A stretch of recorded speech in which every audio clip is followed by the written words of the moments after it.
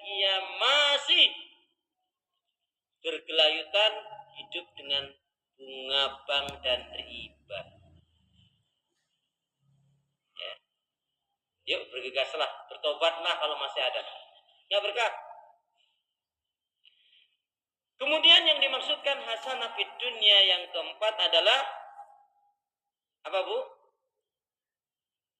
Hasanah fid dunya yang pertama adalah yaitu hidup di atas petunjuk hidayah Allah. Yang kedua adalah ilmu yang bermanfaat. Yang ketiga, sebelum anak pasangan hidup dulu. Pasangan hidup yang baik soleh. Maaf di poin ini saya ingin tandaskan dua hal. Maaf Bu. Yang pertama, ibu jangan sampai tergolong istri, ya. Jangan sampai tergolong seorang istri atau seorang ibu yang diancam dengan neraka. Sudah tahu maksudnya? Kalau belum nanti tak terangin.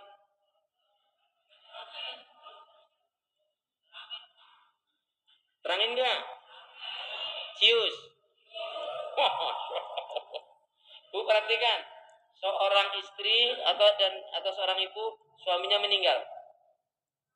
Kemudian si istri tadi mengatakan, selama mama masih hidup, rumah ini, motor ini, kendaraan ini, pabrik ini, PT ini, kantor ini, kontrakan ini, apalah sawah ini, tak boleh kalian jual. Maka ini namanya ngangkangin warisan. Urusannya bukan masalah itu anak ibu, tapi urusannya dalam hukum itu adalah yaitu menzalimi harta anak yatim. Kecuali anak-anak mengatakan demikian, mama, selama mama masih hidup, rumah ini, kontrakan ini, kendaraan ini, pabrik ini, PT ini, semua penghasilannya untuk mama. Kalau anak yang mengatakan demikian, itu berarti kita berhasil ngedidik anak menjadi anak yang baik, soleh-soleh. Dan itu adalah satu kebahagiaan. Tapi kalau dari ibu yang mengatakan selama mama masih hidup, rumah ini gak boleh dijual, padahal itu ada haknya anak, ini namanya ngangkangin warisan. Dan ini dikaitkan dengan ancaman neraka. Kira-kira ada nggak seorang ibu yang seperti itu?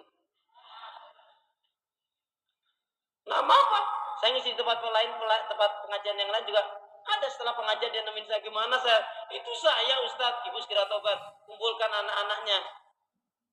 Kalau ibu nggak bisa panggil Ustadz, saya juga siap. Atau Ustadz yang lain dekat ibu juga monggo, biar memberikan pencerahan. Setelah dikumpulkan anaknya, kemudian saya kasih penjelasan. Akhirnya anaknya mengatakan, ya Ustadz saksinya, kami sekarang ridho ikhlas kalau mama tempatin rumah ini, itu kontrakan yang ada itu untuk mama. Udah clear. Tapi juga ada yang kasus yang lain datanya, gimana? Ridho nggak ikhlasnya? Ada anaknya. Ya gimana ya Ustadznya? Saya mengharapkan juga uang saya juga anak nggak punya. Saya membutuhkan ini. Gimana Ustadz? Apakah saya zalim kalau saya minta hak saya? Terang-terangan anaknya.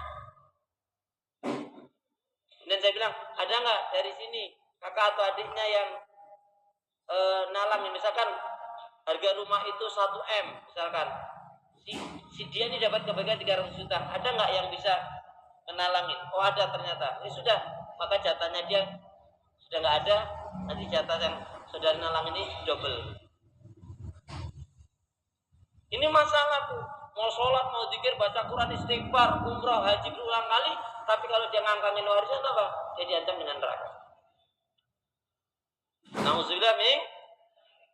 Yang kedua, seorang istri ya tidak sadar padahal dia rajin ngaji, zikir, istighfar, baca Quran, duha, tahajud, khatam Quran sering, sedekah banyak, haji umrah juga dia sudah lakukan. Tapi ternyata dia adalah istri yang sedang menyeret suaminya ke neraka. Dan bodohnya lagi, suaminya nggak sadar. Mau tahu penjelasannya?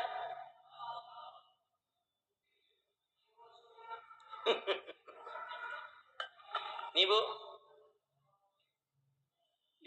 Saya rasa ibu-ibu sebagian mungkin masih ada. Jadi gini, kalau suami ibu masih punya orang tua, halo, suami ibu masih punya orang tua berarti mertua ibu. Ibu juga masih punya orang tua, berarti mertua suami ibu. Kalau suami ibu condongnya, cenderungnya, baktinya, baiknya lebih kepada orang tua ibu ketimbang orang tuanya dia, dan ibu membiarkan suasana seperti ini, keadaan seperti ini, maka ibu berdosa.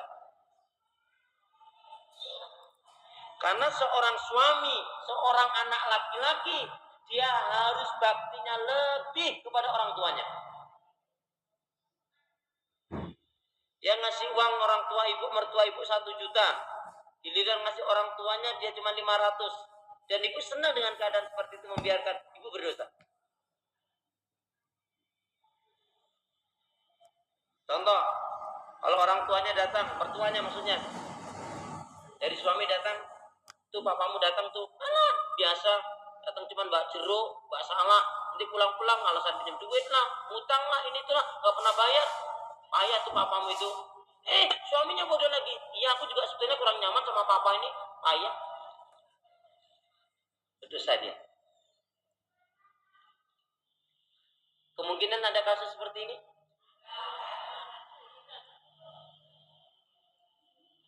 Oh, giliran orang tuanya, ayo dong pak, please dong, kapan buat happy bapakku, mamaku, ayo dong, kumpul ke Jakarta, ayo dong kita jalan-jalan. Iyalah sayang, untuk nyenengin kamu dan orang tuamu, kenapa enggak sih? Royal dia. Bu, seorang suami contoh yang lain, dia bilang, Ma, alhamdulillah, bulan ini aku dapat bonus 2.500.000, tapi yang 1 jutanya, ya, si suami yang bilang nih bu, ya, Ma, alhamdulillah, bulan ini aku dapat bonus 2.500.000, tapi yang 1.500.000-nya aku mau kasih papa mamaku, gimana sayang? Ya udah kasih aja, terus kasih, cuma kasih terus.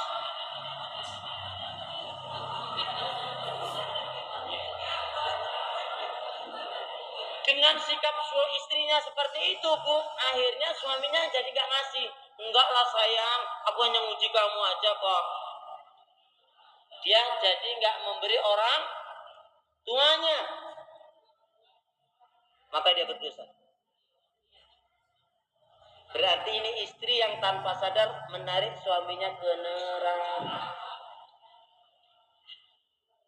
Terus yang benar gimana? Sayang, sini. Ada apa? Alhamdulillah loh, bulan ini aku dapat bonus 2.500.000.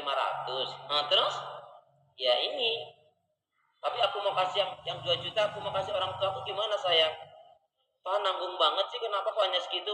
Udah kasihin aja semua. Pak, sebentar ya Pak ya. Maaf, tapi aku belum, sebenarnya minta maaf loh. Kenapa sayang? Sebetulnya aku udah 8 bulan ini aku juga nabung, nyalengin. Ya alhamdulillah, kalau memang papa mau ngasih untuk papa mama, ya sudah. Ntar ya Pak, ambilin dulu kotaknya. Diambilin. Ya. Ini sayang, ini Pak, Ma. Ini Pak. Udah kasihin aja sekalian orang tua. Ini tabunganku yang 8, kasihin aja. Jarang.